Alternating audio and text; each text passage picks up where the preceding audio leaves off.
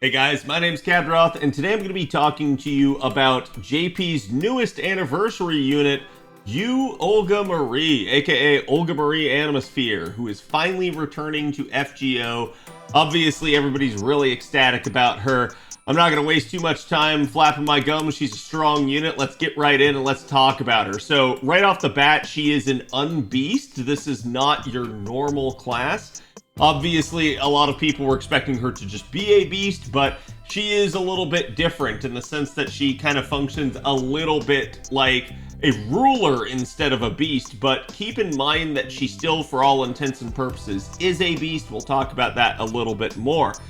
Needless to say, as we start to look at her stats here right off the bat, you guys can see she gets about 10.8k attack. It's actually not super powerful. This is probably done to limit the capacity on her carding, particularly, so I wouldn't worry too much about it. There's a whole lot you can do to amplify her damage. She does have a lot of steroids baked in.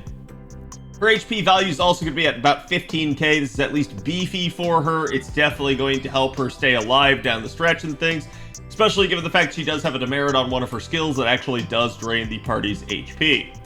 She is Star Attribute in her first two stages and Man Attribute in her third stage. Basically, we're going to be reviewing almost two different units here because of this. Because a lot of U-Olga's stuff changes depending on if you have her in the first two forms or the third form. That's basically the way to understand her, is that she works similar to other units out there that have the ability to change what their stuff does in different ascensions. She is basically going to have 99 star absorption, pretty dead on even in the middle of the pack. Star generation of 9.8, also pretty samey. NP charge attack rate's a little bit lower at 0.43, but that shouldn't be too much of a concern with how much charge she has in her kit. NP charge defense is 3%.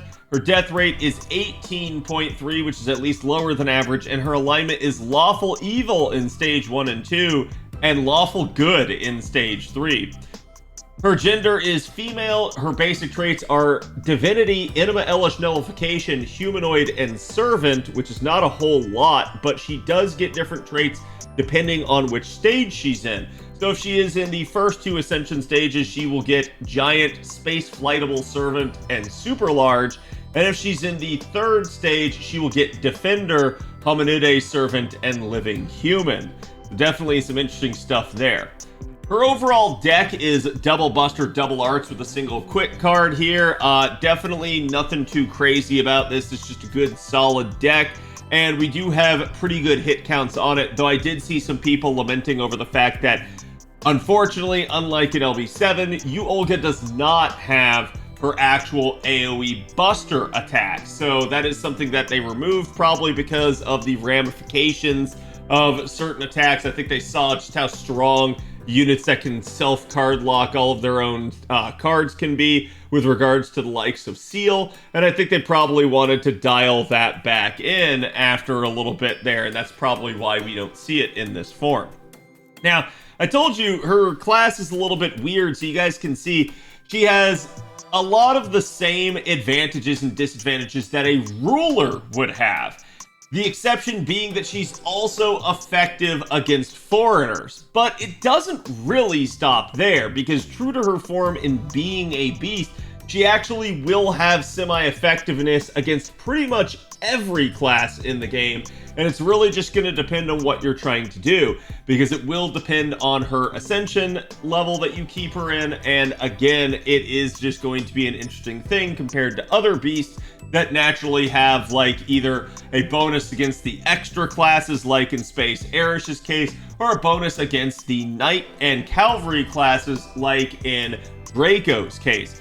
Instead, U-Olga can basically choose which one she wants to have the bonus to as a whole, but unlike the others, hers will be limited by a skill. So that's going to be something that you'll have to watch out for. She will have a time duration on that advantage, unlike the other beasts that kind of just have it baked into their kit. So think of it almost similarly to how Kama has anti-alter ego on her third skill. As long as it's up, you're good, but if it goes down, you may be in trouble depending on you and what you're facing.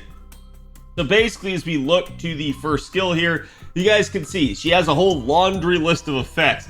The thing you need to know is this is going to reduce her own skill's cooldown by 2. This is a really strong capability, so you usually want to pop this skill last rather than first in a sequence of skill usages. She will also increase her own NP damage for 3 turns by 30%, and the party's command cards will not appear except for herself for 1 time 1 turn. This means it will completely reshuffle the cards and just give you Olga's cards for that turn. As you can see, it says it randomly deals 5 new command cards at that point, but it's only going to be Olga, so it doesn't really matter. But this does reset the deck, so it becomes the first turn of a new command card cycle afterwards. She will also gain critical stars all the way up to 50 at rank 10, so it's a massive star bomb on top of locking in all of her cards. It will seal all enemies' NPs for 1 turn, and it will reduce all enemies' healing received for 3 turns by up to 50%. Now, this skill is on a 7-turn cooldown, and it will change depending on the stage, but it's probably a good idea to understand that this 7-turn cooldown is going to be active on pretty much all of her skills. So that's where you're going to really want to, again, utilize the 2-turn cooldown to reduce everything. You do have other means of doing so, like the 5th Append, or maybe trying to use Koyanskaya's, or something like the Atlas Academy Mystic Code. All of those are viable options for getting this skill count down. So it's definitely something for you to want to maybe lure her skills to make this easier on yourself. To me, Olga is a really good candidate at 10-10-10, but it really just depends. Now, that's the first 2 Ascension stages for her first skill. The 3rd Ascension stage changes things a little bit. You can see it reduces her own skill's cooldown by 2, but now instead of increasing NP damage up for herself, it increases the party's attack for 3 turns by 20%, and the party's critical damage by 3 turns by 20%. So now she's moving into a little bit more of a supportive role and party-wide role in her 3rd stage. She'll still gain the crit stars, seal all the enemies, and reduce their healing received, but there will no longer be that card shuffle in the 3rd Ascension. Her second skill here in the first 2 stages is going to just charge her gauge by 300%. This doesn't even level with the skills, so it is what it is. In fact, the only reason to level this skill is actually just straight up for the cooldown reduction, in my opinion. Because while, yes, leveling the skill does reduce the amount of damage taken whenever you use this, it's really not going to be that big of a deal unless you are fighting a longer form fight, which in stages 1 to 2 you probably wouldn't be, but it just depends. Now, her second effect here is going to be that it overcharges her own NP by 2 stages 1 time for 3 turns. Definitely a strong effect, but this is something to pay attention to, because as we slip into stage 3 now for the Ascension, you guys can see that her 3rd Ascension instead changes this skill to now she charges her own NP by only 20% instead of 300%. And she will also charge the party's NP, including herself, by another 30%. So this turns her into a party-wide 30% charger, as well as 20% on top, making her self 50, but giving 30% to everybody else. So it's really strong, capable skill. This is also going to overcharge the entire party's NP now by 2 stages 1 time for 3 turns. Definitely another nice effect, still on that 7-turn cooldown. Her 3rd skill is going to have another laundry list of effects in the first 2 stages. You can see you can only use this skill when you have 100% gauge or higher, and regardless of however much you have in terms of charge, it will drain all of it. It drains 300% charge, which you can only go to 0. So even if you've charged her 300%, it would consume all of it. But you're gonna have to be a little bit tactical as to how you use the skill, but let's look at what the skill does before we talk about that. So it's gonna increase her own damage against the 7 Knight class enemies for 1 turn of up to 50%. This does mean that you're going to want to pick and choose when you use this skill if possible, potentially on the 3rd turn of a like 3-turn cadence, but this is also going to cause some issues because of the full drain effect that it has. It's also going to increase her own buster performance and the party's buster performance each by 3 turns. You guys can see the self is 20 and the party wide is 30. So again, another 50% steroid for herself, but 30% to the rest of the party. And then the party's extra attack performance for 3 turns also gets increased by a whopping 100%. Now keep in mind this is in her second Ascension, so she will still have the ability to lock cards, so it's definitely a nice buff here for that. You can also increase the party's critical damage and NP generation rate for 3 turns, with that being 30% and 50% respectively. And then on top of all of that, grant the party ignore invincibility for 3 turns. So she does a metric ton of actual like effects here. All of this on a 7-turn cooldown. Now I mentioned the strategic use of the third skill here because of the drain. There's a couple ways you could deal with this. One would just be to simply carry enough charge in the composition in order for this to work. The other is by starting her out with something like a K-scope, so that you just naturally have it at the beginning of battle. But keep in mind, remember the 7-Knight class advantage will only be for 1 turn, so that is going to be the tricky part of this skill to use. The other potential capability is that you use it right off the bat. You get cooldowns enough that you get back to it so that you can use it again by turn 3, or that you have somebody use this in a support capacity if you're running a double Olga setup. And we'll talk about that a little bit more in a bit, as we're going to have a breakdown for you guys in some of the potential comps.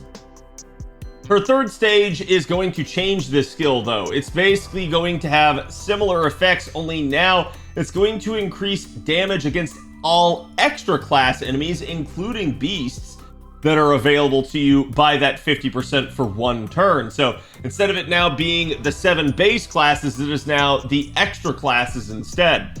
Still the party buster performance, but no self buster performance this time. The party's extra attack as well, but remember, you would not have the ability to card lock in the third Ascension for her. But maybe if you're using another Olga in the first 2 stages, you could set that Olga up with this buff. And then increases the party's critical damage, NP generation, still the same. But now at the end, instead of having invuln pierce, we now have party-wide invincibility for 1 attack 3 turns, and debuff immunity for 3 turns. So again, a little bit more into that supportive capability in her third stage. Her passive skills get a little bit crazy here as we move on. She's got Territory Creation A for Arts Performance, Item Construction B for debuff success rate, Divinity EX for just a little bit of flat damage being added, Independent Manifestation, which is a beast trait, as well as just in general archers and things like that, Defender of Humanity EX, which is a unique one for her, which grants herself the gut status against any threat to humanity enemy for 1 time. It survives her with 5,000 HP and is stackable with other sources of guts. It will also change her extra attack into an AoE attack. This will always be active. Keep in mind that the basically the damage in the star generation is going to be halved by it being an AoE attack, but it will be basically applying to everybody. So while it is cutting it in half, you're now applying it to up to 3 targets potentially there. So there you go. You're going to still get even more bang for your buck by this being the case. And it does specify that the damage is not halved if there's only 1 enemy. So you will still get the full brunt of everything, even if it is technically an AoE attack. She also has another unique passive here called Backlight EX. This grants herself on Guts an activatable buff, so that whenever she has a Guts activated, she will increase her own buster performance by 20% for 3 turns, grant herself invincibility for 1 attack 3 turns, which is stackable with other sources of invincibility, and charge her own gauge by 10%. The downside is she has a 500% chance to reduce her own max HP by 1,000 for 3 turns. The upside is, if you got your guts popped, you probably wouldn't care, and you're probably not going to be back to full within 3 turns anyways. And then, basically, we now get to talk about her append skills. Now, already throughout some of the comps that we've devised with Olga, we've seen some really useful things. To me, arguably the worst one is, ironically enough, her anti-pretender attack damage aptitude with her third append.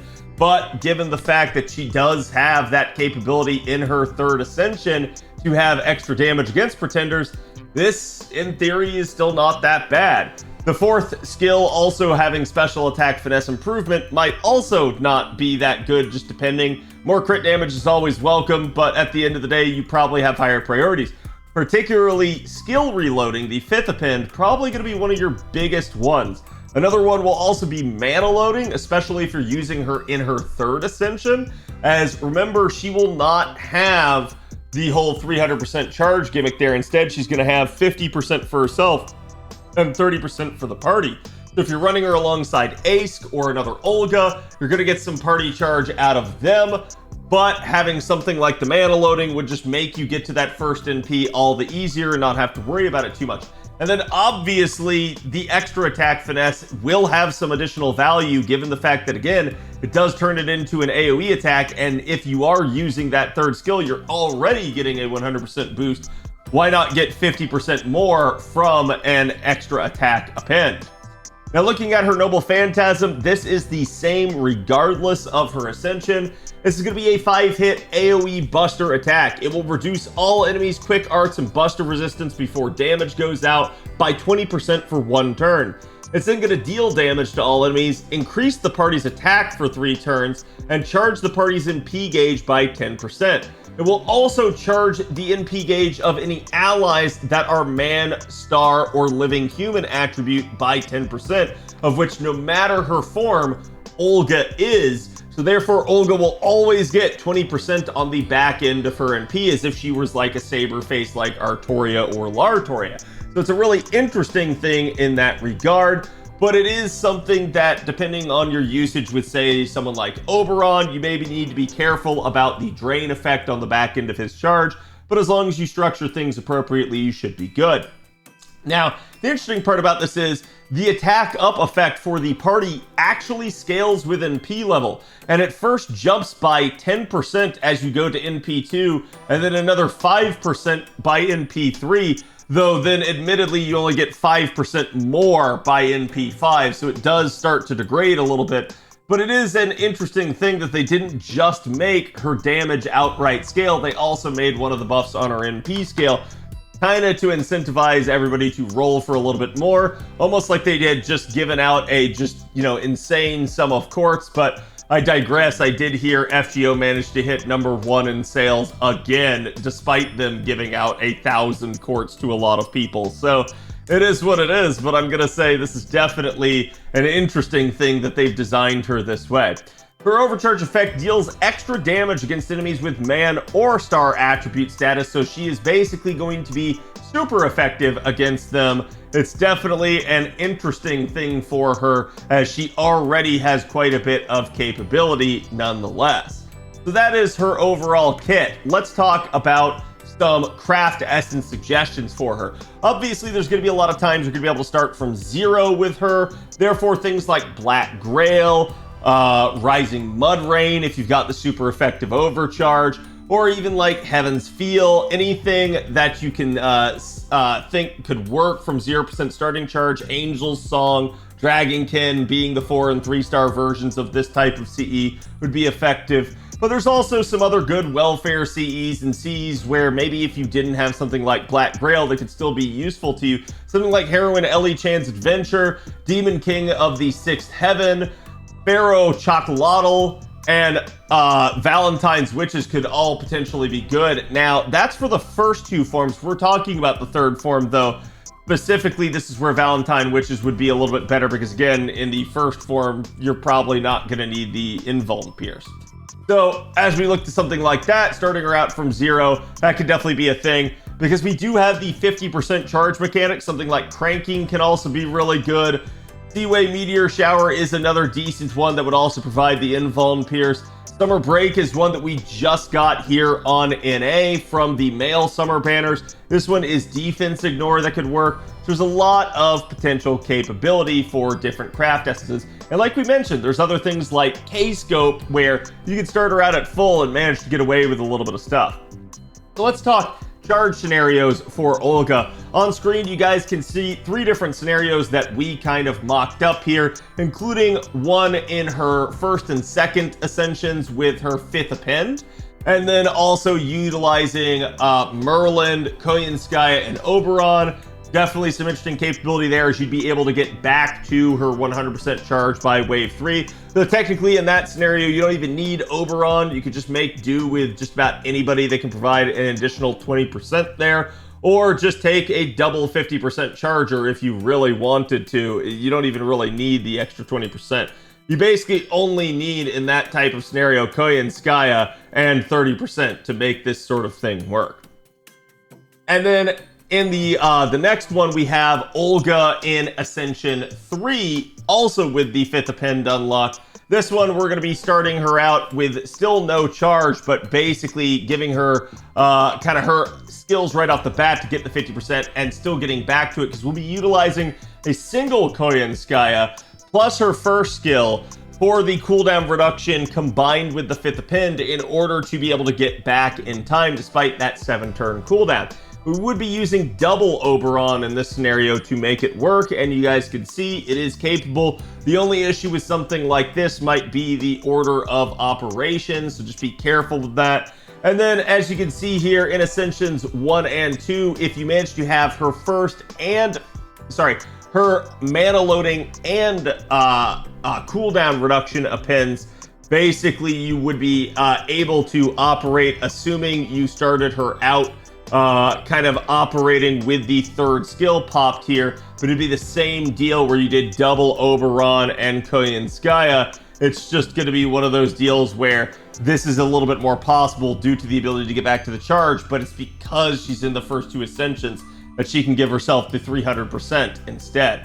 Now that's just 3 of the scenarios, and we didn't even talk about other things like sort of multiple damage dealer setups or double Olga setups. So on screen, you guys can see in our typical like lotto guide format here, a multiple damage dealer setup here with Ace and double Olgas. This is just each one of them supporting each other. There's no craft essence requirements. All we require is an Atlas Mystic code, but there are some hefty append requirements for at least one of the Olgas. So it's definitely something that maybe not everyone will have, but it is an interesting proof of concept for being able to do it. Just really pay attention to the skill order in something like this. It absolutely does matter. I'm sure chat can attest to the fact that I messed this comp up due to fat fingering it myself a couple of times. So it is what it is, but it is an interesting and fairly speedy and low support usage comp. So definitely a nice thing that people would like to see. There's also the capability of running double Olga with something like Mash in her Paladin form. Again, this one's going to be both in the 3rd Ascension, and this one's actually pretty snazzy, as there's no real append requirements other than Mash having her Lord mana loading append. So this doesn't require any Mystic Code particularly, any Craft Essences particularly, and that makes it really wide open. The only downside would be that you would have to NP basically with Mash and Olga in the first turn. So that would be, you'd be adding a 4th NP, but it definitely is a thing. And there are other compositions that you guys can try to run, maybe a little bit more down and dirty, no plug suit type of comps. Olga's a very versatile unit, both with how much charge she has baked into her kit and her cooldown reduction. So feel free to experiment with her and play around, and I think you guys will see there's quite a lot of capability, and we'll go ahead and we'll show you guys some of this. Let's take a look at her actual, like, raw damage output. This is just Olga under her own, like, power, no external buffs coming in, just neutral damage. You guys can see basically the top part here is going to be Olga in the 1st and 2nd Ascension. Essentially, the left side over here is going to end up being your no skill 3 usage. Your right side is going to end up being with skill 3 usage. So you can see the numbers here don't look too stellar, but keep in mind this is not looking too deep into the capability, like getting expanded with things like Black Grail and stuff. So obviously this is just her under her own power. You're not going to see too high of numbers because of that. And then on the bottom we have Ascension 3 Olga with self buffs only. The left side again with no skill 3 used, the right side with skill 3 used. And you can see a little bit more of a flattening out of the damage. You're not going to get as much if you have her in Ascension 3. because it's a little bit more supportive. It's a little bit more party oriented. So that's where Ascension 3 is really going to come in handy if you're trying to set up other units or you're trying to work her with another Olga. And then now let's take a look at actual damage numbers in a proper composition with supports, with like optimized skill usage and craft essences. And you guys can see still neutral numbers displaying here, but you do at least have quite a bit of a damage jump. The first wave definitely going to be a little bit more on the anemic side, but if it's star or man attribute, you get a little bit more. Obviously, by wave 3, with the Oberon coming in there and actually providing his steroid, you would get a lot more damage. Doubly so if you're at NP2, you're going to get a lot bigger of a spike, as is normal. And then Ascension 3 would also be very similar. What I think is actually quite telling is while this is a double Oberon composition here, the damage fall off is not very significant with just raw NP1 damage. The second you start getting into the niches, though, there is a pretty sizable drop in capability. Again, that's just going to end up being sort of the difference in the two forms of her Ascensions and the kits. Again, the first two forms having a little bit more offense, and that really showing there. And then again, same deal here as we start to look at NP2, as the gaps actually get wider because of that. Now, next up here, we have another interesting composition. This would be Merlin and Koyanskaya in the first two Ascensions with a level 100 K-Scope. You might be thinking, why would you run her with a K-Scope? This exact same comp works with Black Grail, because this would be the composition that you would want to run if you maybe wanted access to the third skill right off the bat. So you could potentially start her out with a K-Scope, MLB, have that 100% charge, pop the third skill right away, and then instead charge her up to full and have her kind of go through the paces. So it is an interesting way of doing things, and it would prevent you just bricking the entire 300% charge from her second skill. Obviously, the trade-off for something like this is going to be damage. So in that regard, probably not worth it unless you're trying to like card lock meme, but it is an interesting proof of concept nonetheless to see something like this. Next up here, we also end up having the damage projections for the normal composition, but this one's instead going to be with Hero Ellie instead of something like Black Grail. That's naturally going to impact the damage, obviously, especially due to that Oberon synergy with Black Grail. You do have a little bit of synergy with something like Hero Ellie that actually has some NP damage up on it, but it's not going to be as good. Same thing here, this is going to be Ascension 3, but this one is instead with a level 100 K-Scope for the obvious reason of, yet again, being able to pop the third skill a little bit earlier. So it's up to you to determine if this would be something you'd want to do, but keep in mind with each one of these comps, it's a little bit more suboptimal by doing so. This one is going to be Ascension 3 with the 5th append, a Koyanskaya of Light, 2 times Oberon, a level 100 attack CE.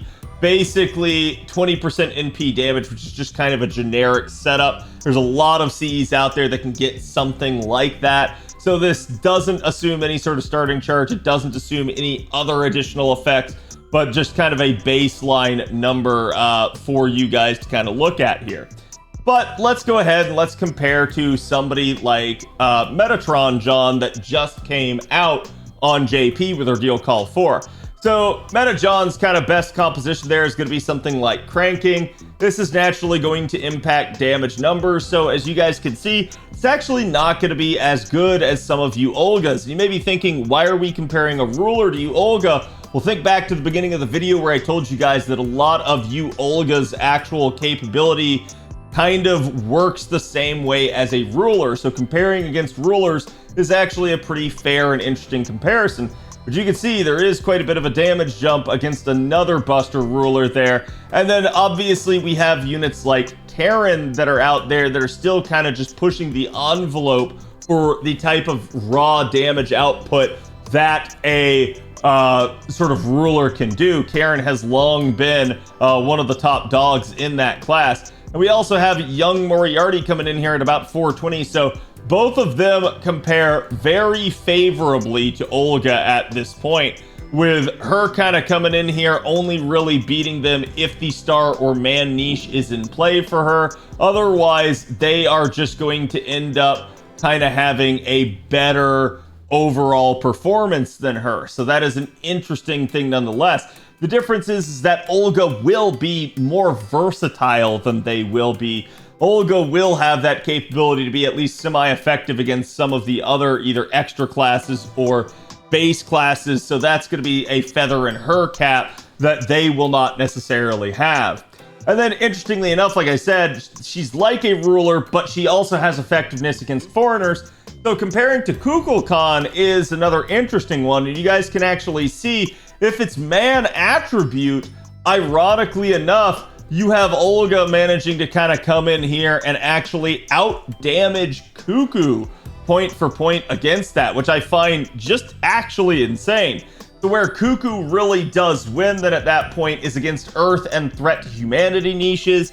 But it is interesting to see somebody take something from Kukul at this point, given that we all know just how powerful Kukul is. And this is just Kukul with cranking. There are things you can do, including using Kuro, who's now out on an A, to manage to stretch this to get her to something like a Black Grail. So at that point, I do think it's still a real testament to the power of Kukul Khan, but it's also showcasing a little bit the capability of Olga, that she does compare pretty decently favorably. Though admittedly, if it is neutral, there's no sort of like man or star or earth attribute at play here, you would end up having Kukul be a little bit stronger than Olga in P level for NP level. And then just for pure neutral comparison, here is Arcuid, a moon cancer, against Olga's actual damage output. And same deal here, if it's neutral, Arc actually manages to pull ahead, but if it's in, the man niche, Olga's going to end up pulling ahead. The area that she would maybe do so is if it's chaotic or both for Arcuid. That would be her favorable sort of pairing, compared to Olga just having the man attribute in that case against her. So it is another interesting one to see, but I do think U-Olga is an extremely capable and extremely padded out unit in terms of all the laundry list of effects and capabilities that she has. She's not a gotta have type of unit, I suspect, but she is definitely one of those units where I would say, as I have before, that she is strong enough that everybody should consider her and decide for themselves. Make up your own mind as to whether or not this is a character that you want and need. Don't necessarily listen to other people and let them tell you, because this is a character that is at least meriting your attention. And I will say, don't look the gift horse in the mouth with regards to the card lock. We have seen how strong that can be on Seal. So imagine being able to card lock right after her NP, or just straight up card lock to take out a single enemy wave. All of that is technically possible. So it is something that I think is a legitimate tactic for her that can be abused. So again, let me know what you guys think about U-Olga. Are you guys going to roll for her, or did you already roll for her? And how do you feel about her current implementation? What's the thing you like the most? I'll be curious to hear you guys' thoughts. Thank you guys for watching, and I will see you guys for the next one. Hey, if you liked the video, make sure to like and subscribe, right?